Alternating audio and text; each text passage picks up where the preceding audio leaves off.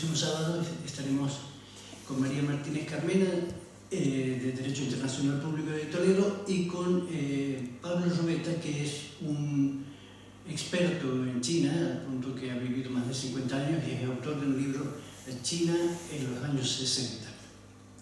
Así como el sábado pasado comenzamos con un breve homenaje a Jesús Lima Torrado, ese profesor de la Complutense, me gustaría también hacer alguna referencia a Gaspar Risco Fernández, que fue un filósofo y teólogo formado acá en Salamanca y que es el principal responsable de la primera parte de lo que voy a exponer hoy, que es de alguna manera el resumen de lo que fue mi tesis doctoral.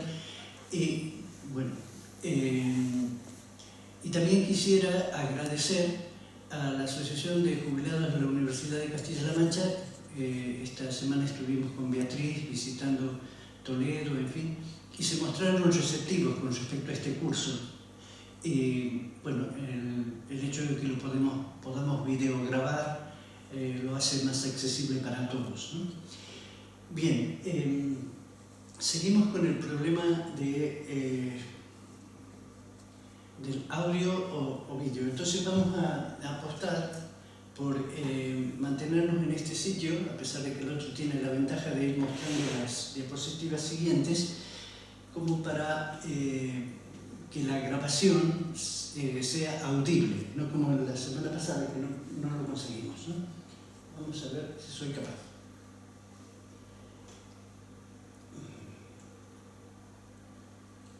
Bien, empezamos con una definición de los derechos humanos tomado de Antonio Enrique Pérez Nuño, un catedrático de la Universidad de Sevilla, y que nos dice que los derechos humanos son todos esos valores e instituciones que garantizan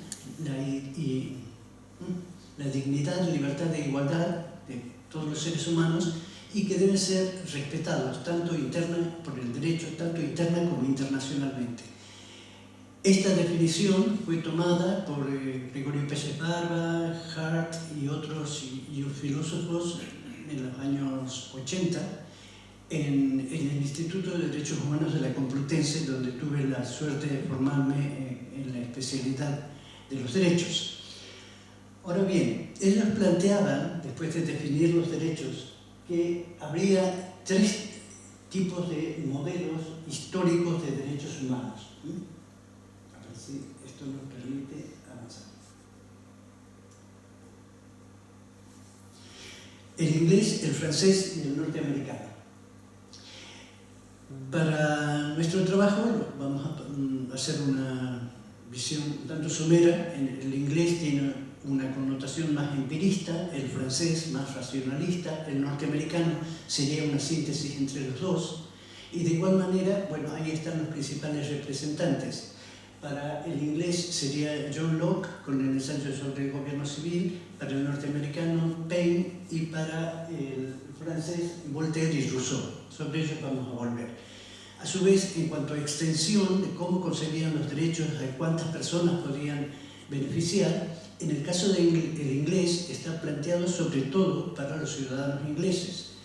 En el caso de los franceses, sí habla de derechos del hombre y del ciudadano, y al hablar del hombre parece que se refiere a toda la humanidad, pero también podríamos hacer la crítica de que aquella mujer que intentó hacer la Declaración de Derechos de la Mujer, Gugues, fue ejecutada, con lo cual tanta universalidad no había. Y en el caso de Estados Unidos también, la Declaración del Buen Pueblo de Virginia hablaba de los derechos naturales de los nacidos libres ingleses, con lo cual quería decir que los aborígenes no tenían tales derechos. Entonces, frente a estas opciones, nos pusimos a buscar qué es lo que tenían en común. Y entonces vemos en la columna del centro, estos modelos históricos tendrían que el sujeto titular de los derechos es cada individuo aisladamente, y el principal derecho a defender a ese individuo es la propiedad privada. En cambio, si pasamos a la otra columna, el sujeto titular no es un individuo sino persona que supone relación con otras personas, hasta formar comunidades, comunidades familiares o civiles o pueblos, cuando tienen en común una lengua, una cultura, una religión, en fin, ¿no? Entonces, los pueblos serían sujetos de derecho. En cambio, en el modelo de los históricos, solo son sujetos de derecho los individuos. Y también cambia, y lo vemos acá, también cambia el derecho que se considera paradigmático. Perdón.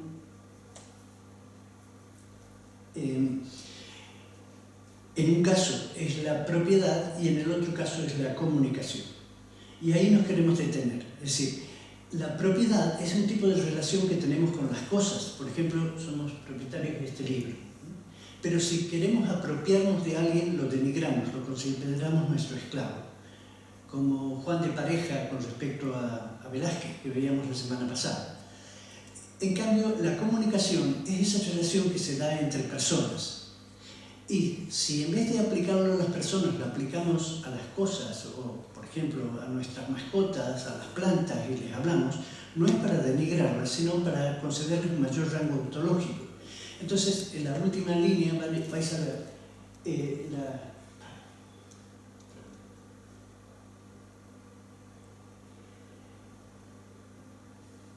el diálogo que se produjo en el siglo XIX entre un cacique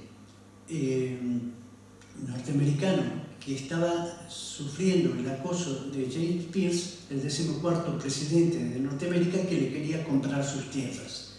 Le decía el cacique, bueno, las tierras no se pueden vender, son parte de nuestra cultura, los ríos son la sangre de nuestros antepasados. Es conocida este texto, ¿no?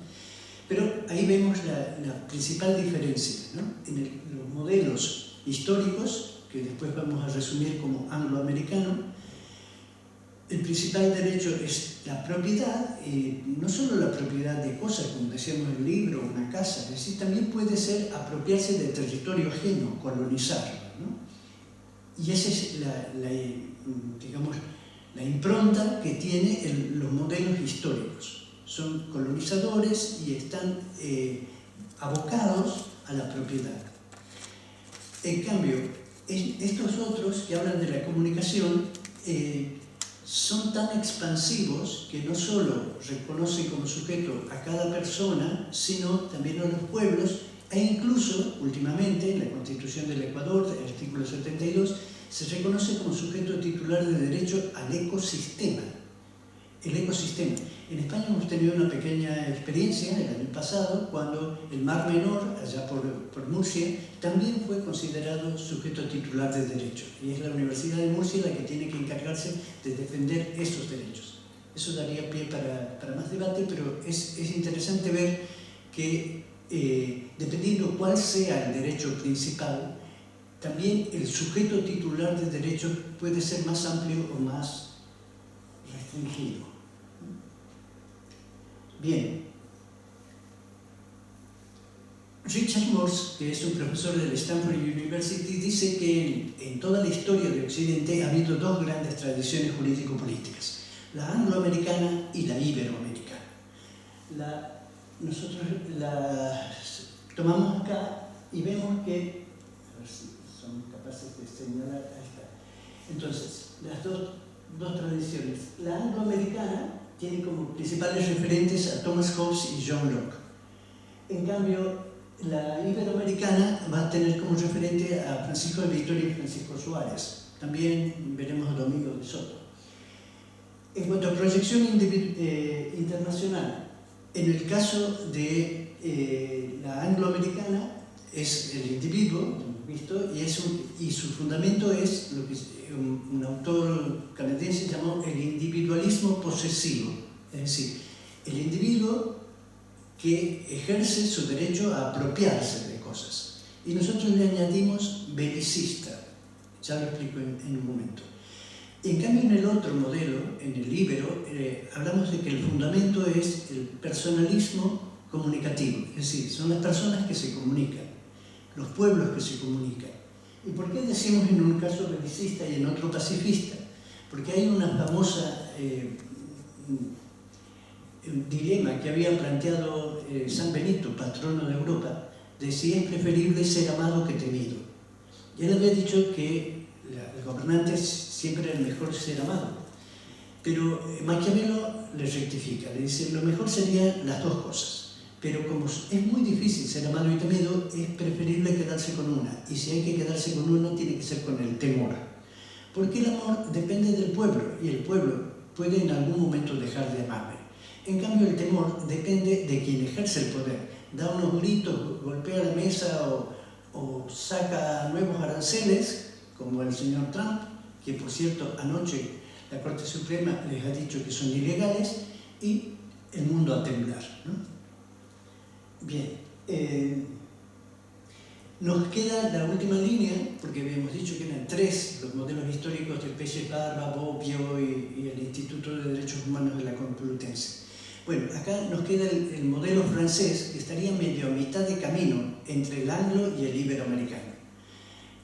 Sobre todo por esa tendencia un tanto tímida de universalizar los derechos.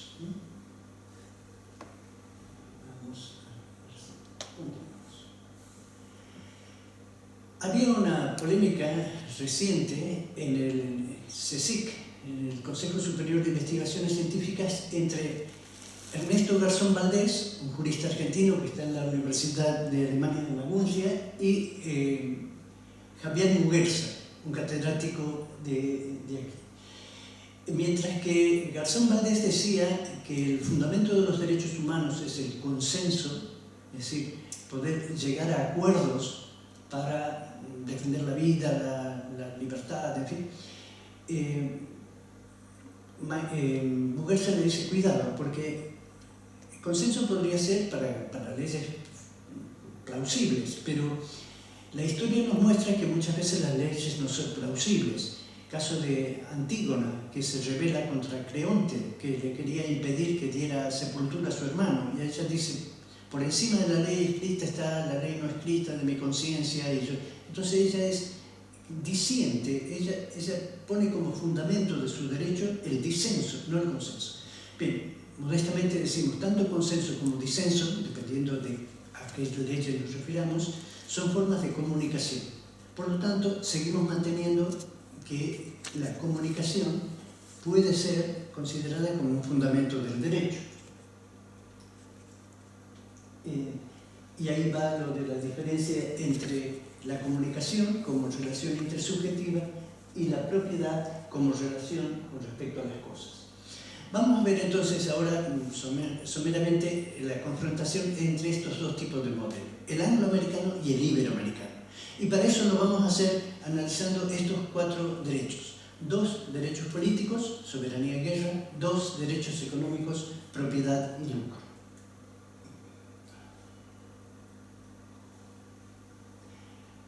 Vamos a tomar prestado de Aurelio de Prada algunas imágenes que él mismo mostró.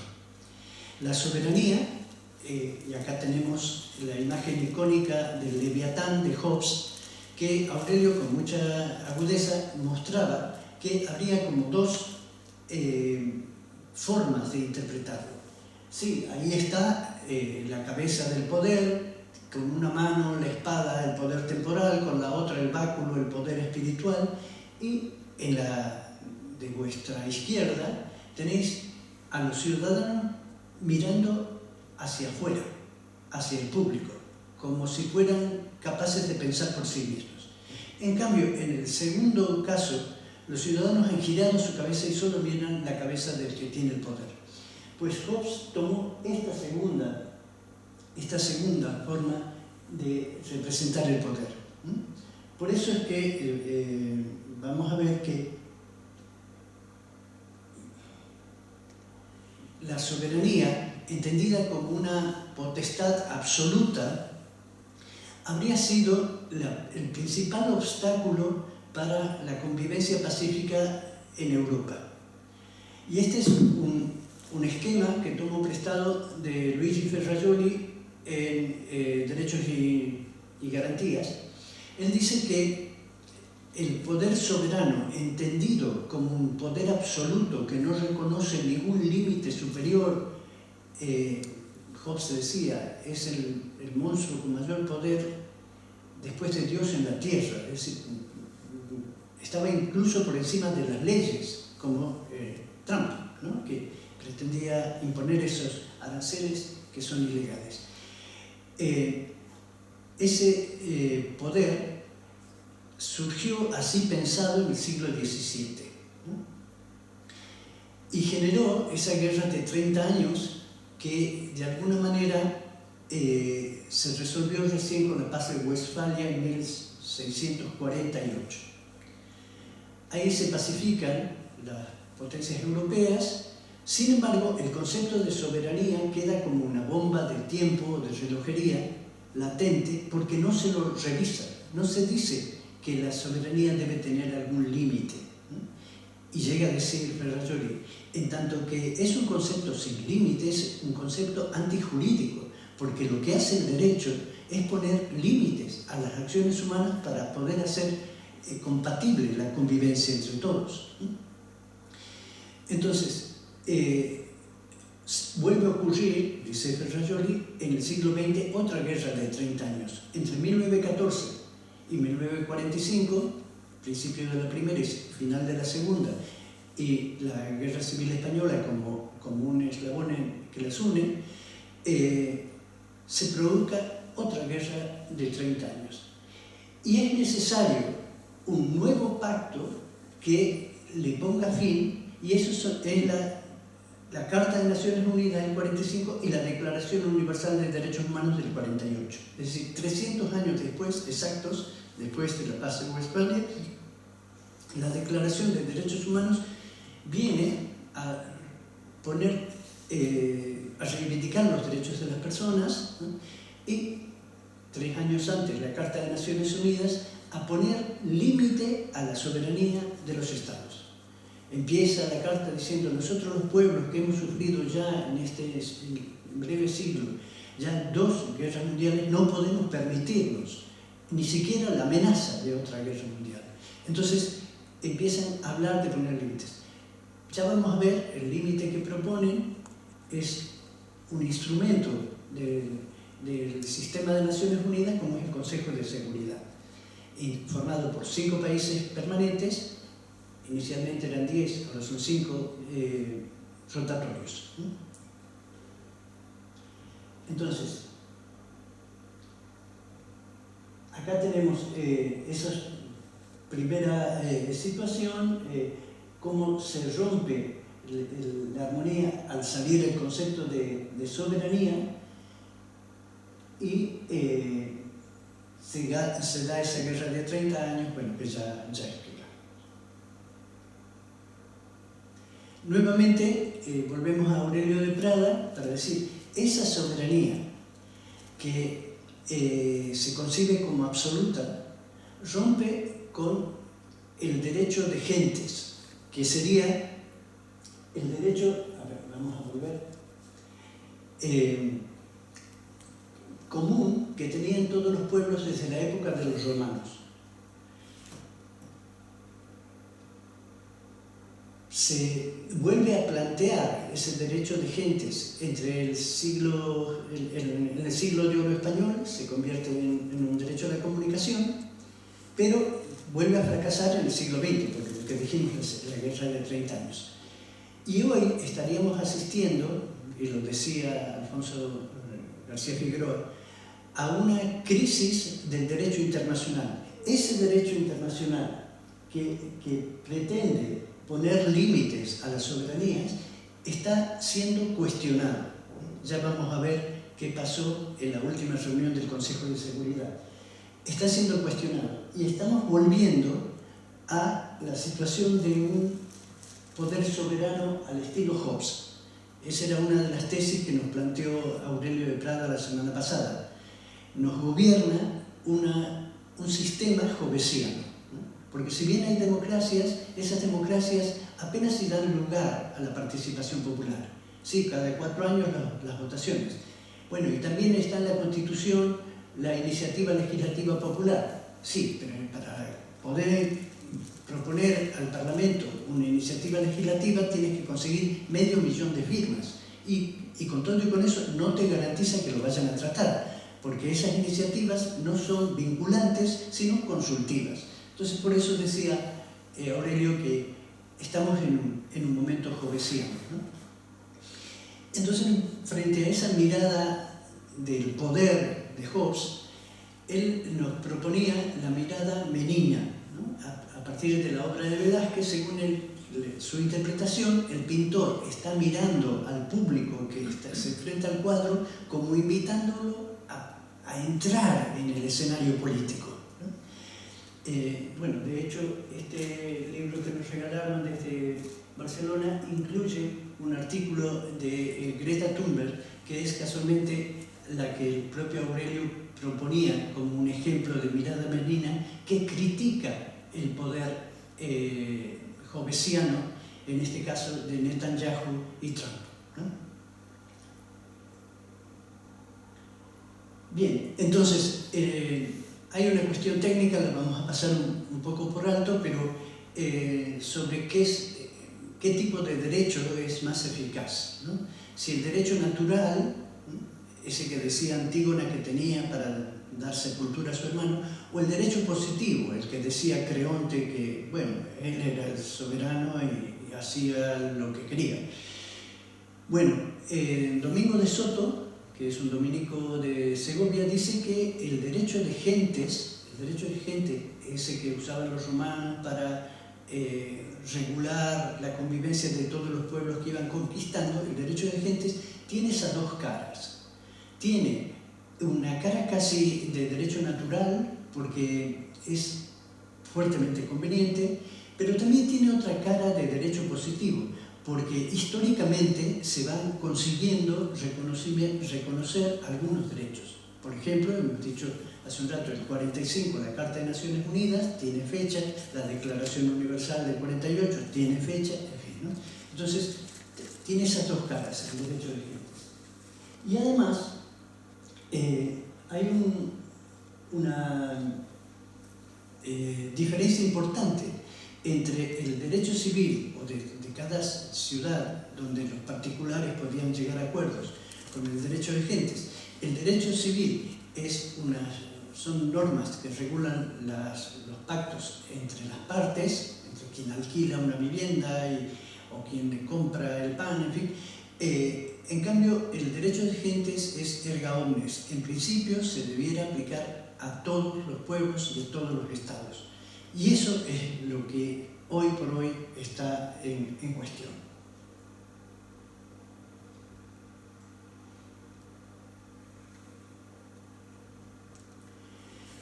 Dijimos soberanía. Segundo derecho.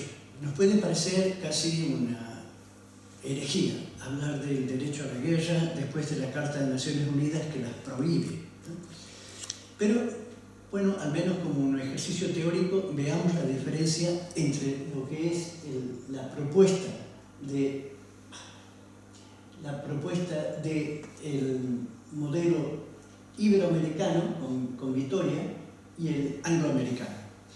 Para que una guerra pueda calificarse como justa, por empezar tenía que ser defensiva. Es decir, nunca una guerra ofensiva puede considerarse justa, ¿no? Además, decía, tenía que ser declarada por la autoridad legítima, que puede ser el príncipe o eventualmente el pueblo, si tiene condiciones suficientes para defenderse. Por ejemplo, si unos franceses en entonces cruzaban los Pirineos y atacaban a unos pastores, y los pastores, midiendo sus fuerzas y conociendo el territorio, consideraban condiciones de vencerlos, podían hacerlo. Pero, si no, más bien dejar que el príncipe y su consejo deliberen sobre las condiciones para devolver ese ataque.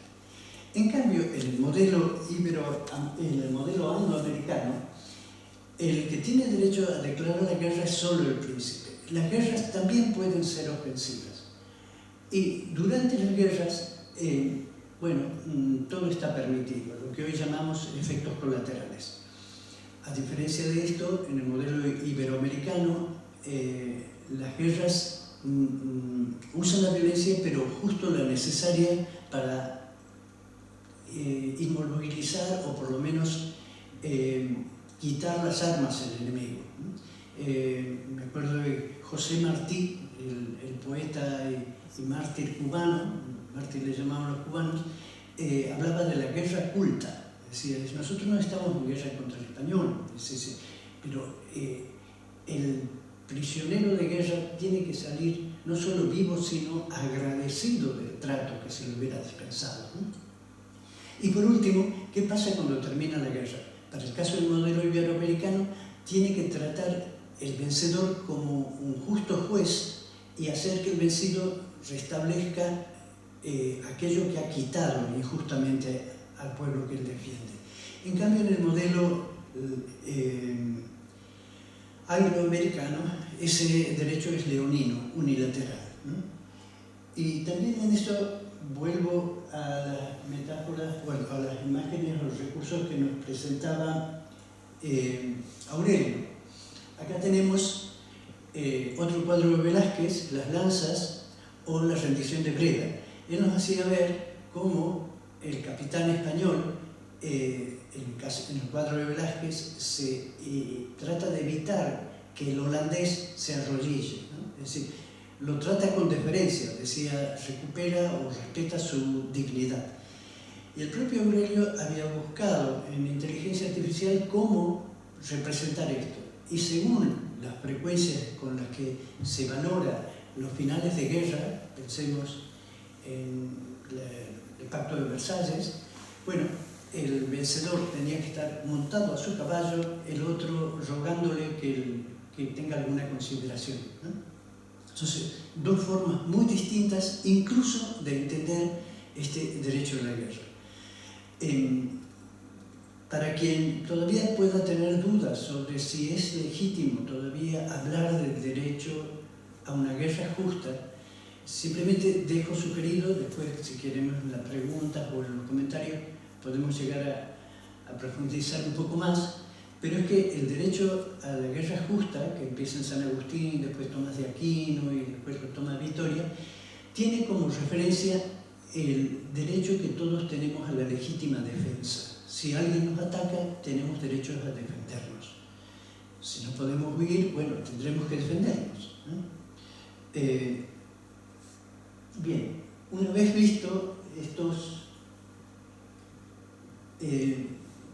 estas dos formas del derecho de gentes, volvemos a un esquema de Ferrajoli que dice que ese derecho de gentes, que por cierto es Vitoria el primero que le da todo el alcance internacional que antes no tenía, dice, porque en el caso de los romanos el derecho ius gentium era inter homines, entre hombres, entre individuos, de distintos pueblos, pero entre individuos. En cambio, Vitoria dice, no, es un derecho inter gentes, es un derecho entre pueblos diferentes, que es distinto. Cuando el sujeto es colectivo, tiene mejores posibilidades de defenderse, ¿no? Bien, ese derecho de gentes, decía Ferrajoli, lo traduce como un ius communicationis, sí, el derecho a comunicarse. ¿Y cómo aparece este derecho como traducción del derecho de gentes? Porque hay todo un debate en la Escuela de Salamanca, en Valladolid y en otros centros sobre qué títulos legitimaban la presencia española en América, cuando estaban ellos pública y privadamente en legítima posesión de sus bienes, decía el propio Vitoria. Dice, bueno, algunos dicen que el emperador, porque tiene más armas, otros que el Papa, porque nos manda a evangelizar por las buenas o las malas. Y él dice, no, ni una cosa ni la otra. En todo caso, si es evangelizar, tiene que ser persuasivo, no por las malas. Es decir, porque toda persona, todo pueblo, tiene derecho a comunicarse con otra persona o pueblo sin causarles daño y para intercambiar información, bienes y servicios. Ese es el derecho que asiste a los españoles para estar en América. Ahora, si ese derecho resulta que no es tenido en cuenta, queda el derecho a la guerra justa como un derecho defensivo. Es curioso, porque hay algunos autores, como Ginés de Sepúlveda o saldrán otros, dirán que todas las guerras libradas por los españoles contra los aborígenes americanos eran defensivas.